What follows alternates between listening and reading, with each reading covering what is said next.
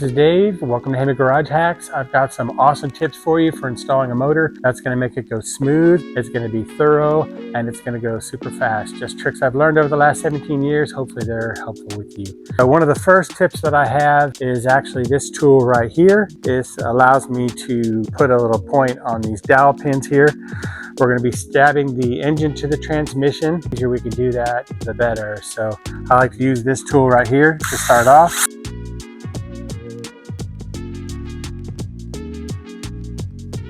And as you can tell, if you get a close look, you can see how it kind of puts a bevel on there. Makes it really, really nice compared to this one here. It's got a very tiny bevel, but you almost can't even see it. So to be able to do this actually makes it a lot easier. So I'm going to go do the second one. I mean, it doesn't even take 30 seconds to do it. It's well worth it because when you're trying to stab it into the transmission, it just helps it to find the hole easier. So that's my first hack. So the second would be, this is your spacer plate between the engine and transmission. This fits right over here like this. Now I've got a little trick to keep this from sliding down. When this thing slides down, it sucks big time. When you're trying to get it stabbed and then all of a sudden it's over here like this and you're trying to pry the engine and tranny apart. A little trick I like to use, I'll take a little punch and I'll hold this side with my elbow.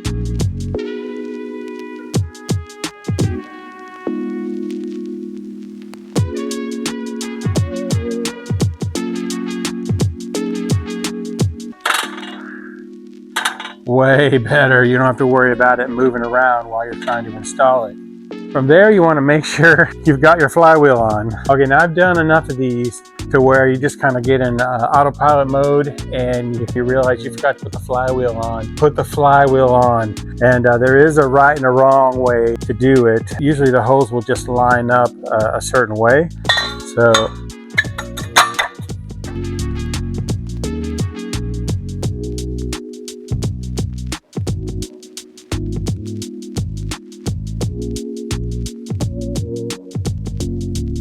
I always start the first few threads because I don't want to cross thread anything. And then I'll usually tighten these just like I would a tire. I just do a cross pattern on them.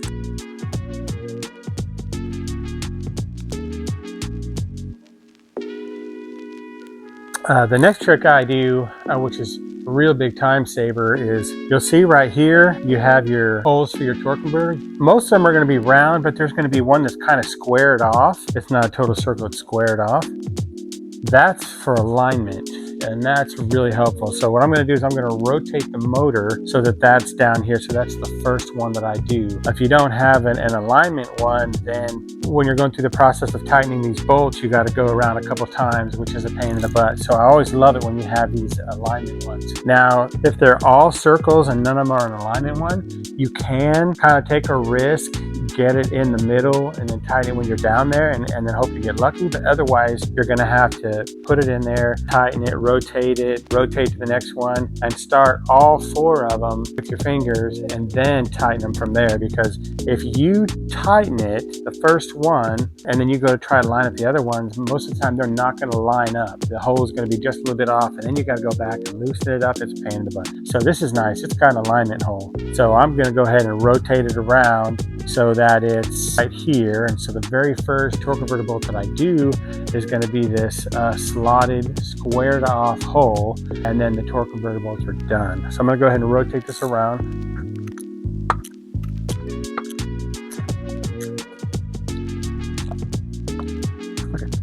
So that's perfect. That's exactly where I want to be. The next thing I do is always make sure that I hook up to this engine in a way that gives me the right pitch. So right now I'm at the ideal pitch. Here's some examples of the wrong pitch that'll get you in a lot of trouble. But the right pitch is important because the transmission is sitting like this. And so if you can match that pitch, then when you go to stab it, you're gonna have a lot easier of a time. If you're too far this way and you're trying to come in, you're gonna be fighting it.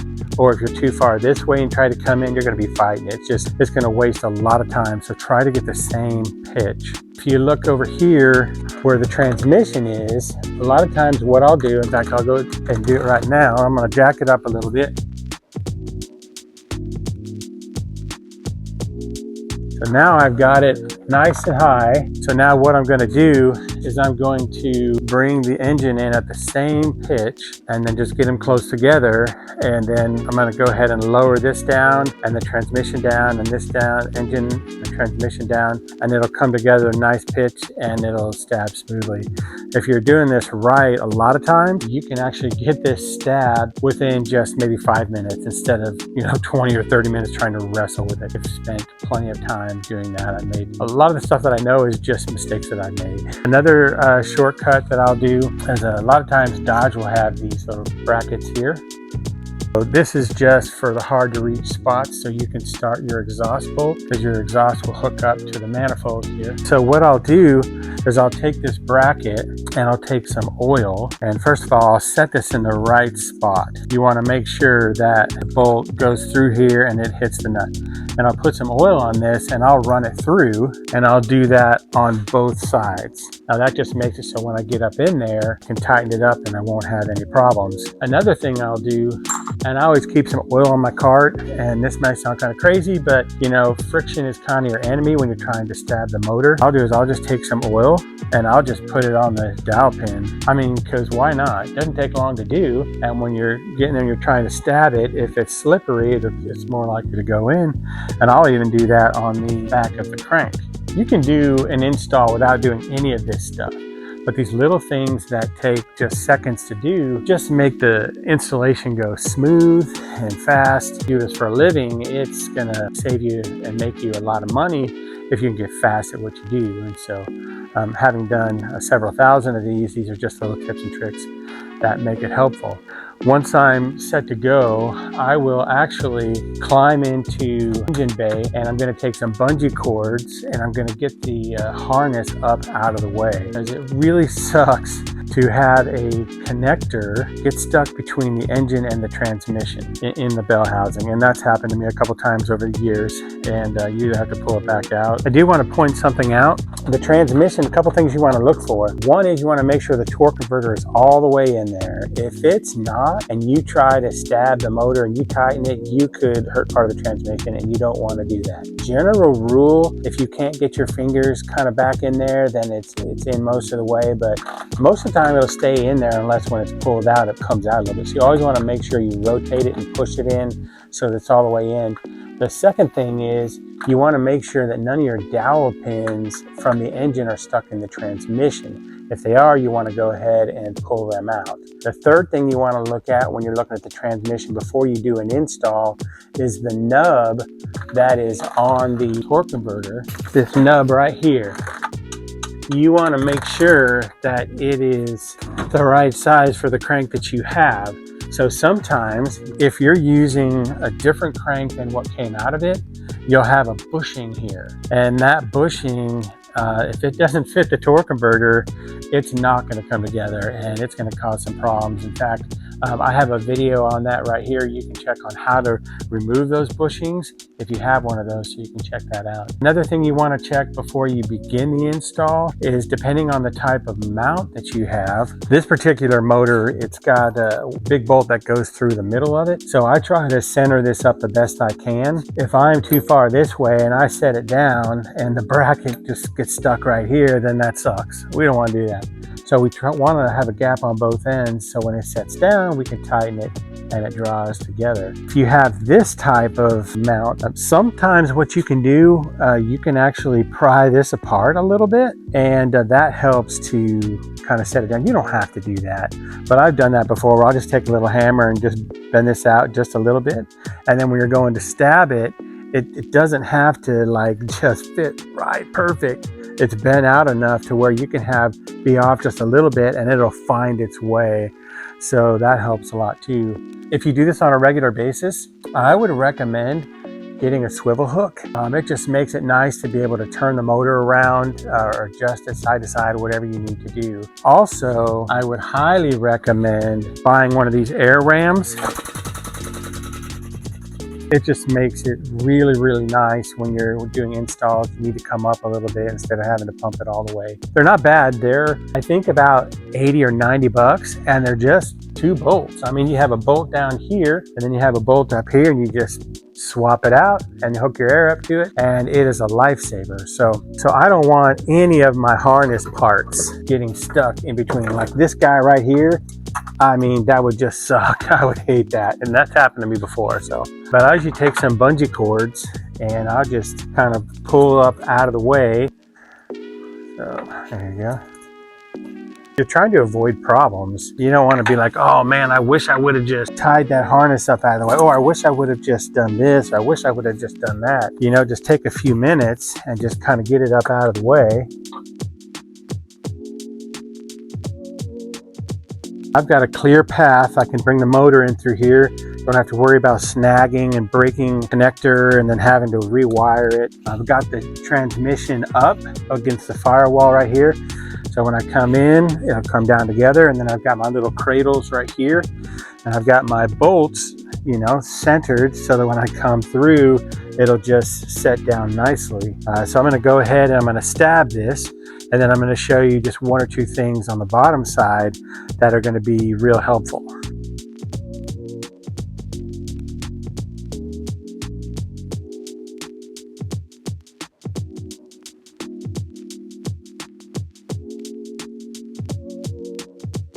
Okay, so it's stabbed real nice. So what we're going to do is we're going to raise it up and we're going to work on the bottom. We're not going to spend very much time on the bottom because there's not a whole lot as far as installing an engine, as far as putting everything back together. But I want to give you some tips before we go to the bottom. And that is, I recommend once you get the motor stabbed down in there, that you start with the bottom and then come up and do the top. If you set it down in there and you start putting the top together and you go to the bottom and you realize you've got some kind of issue with the torque converter or flywheel, or there's some kind of reason where now you have to undo everything you did at the top. So it's better to start right at the bottom. And so what I'm going to do is I'm going to go ahead and raise up the truck. I'll go to the bottom and I'll show you 1 or 2 things, and then we'll just go from there.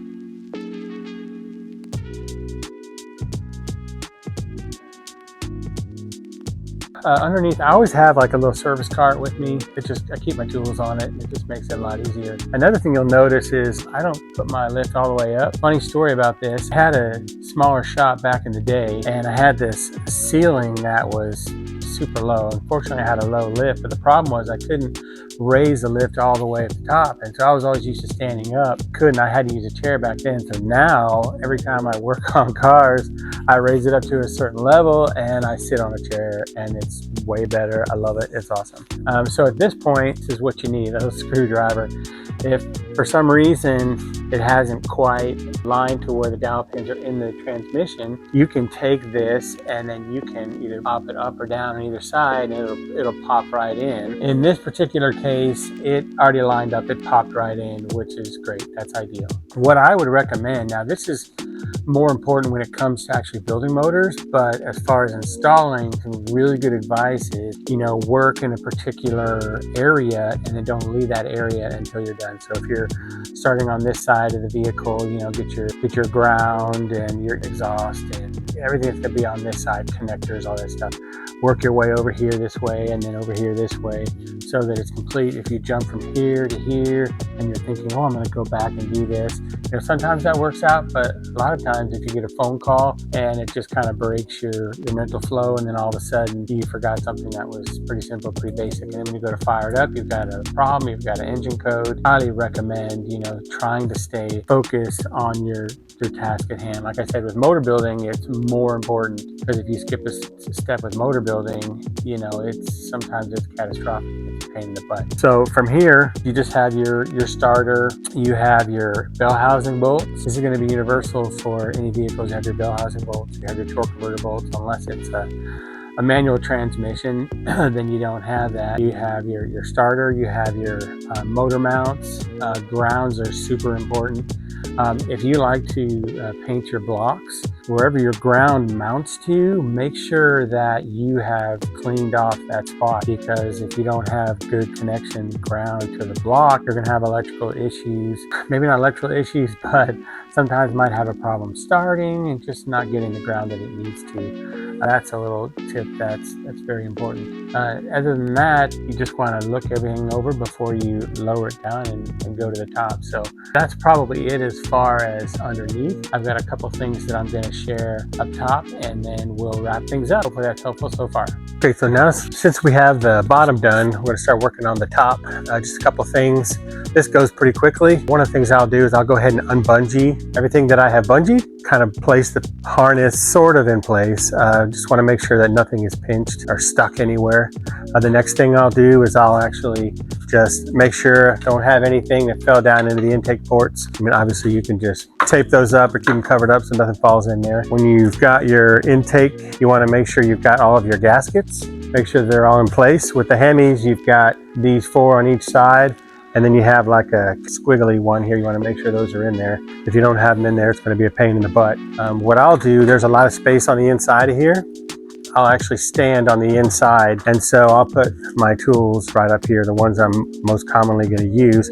That allows me to just not break my back, which is super helpful. And then from there, once I put everything back together, always make sure you've got your oil filter on, because 1, it'll make a huge mess if you don't, and then 2, you could blow your motor if you're not paying attention. So always make sure your oil filter is on. You can get your battery hooked up and get fluids in. Now, as far as Hemis are concerned, what I do that saves me a lot of time is I'll take off this housing right here, the thermostat housing, and I've got a funnel, and I will actually pour antifreeze directly into that spot, and I'll fill up the block. It doesn't take very long to do, and it cuts your bleeding time like in half. It makes it go by so much faster. These Hemis, you'll think that they're burped. You think that it's taking all the antifreeze that it can take, but it's always kind of an illusion. There'll be air pockets in there. So I like to fill up the block. From there, go ahead and fill up the radiator, and then I have a funnel that I'll put on the top when I'm filling up the antifreeze, and then just run it with the heater on, and then that burps it. But one of the things I'll do is when I first fire it up, make sure that the oil pressure jumps up like it should, and then I'll get out of the vehicle and I check on the ground, make sure there's no leaks, just to be safe. If you have some kind of issue, you'd rather know about it sooner than later than having it run for 10 minutes and then realize, oh crap, I've got a serious problem and now all my oil's on the floor or some other issue. If you have any comments or suggestions for the viewers that would be helpful in this process, feel free to share them, or if I forgot anything, feel free to share them. Another little trick that's helpful is sometimes I'll take WD-40 and it just kind of makes things look a little nicer. Usually I'll just, spray it, and then if there's a bunch of residual, I'll go ahead and wipe it off. It looks good, and if you're weird like me, you like to smell WD-40 anyway, so it just kind of makes it look nicer. Will make our lives and our jobs a lot easier and more profitable if this is something you do for a living, or if you're getting ready to tackle your first motor install.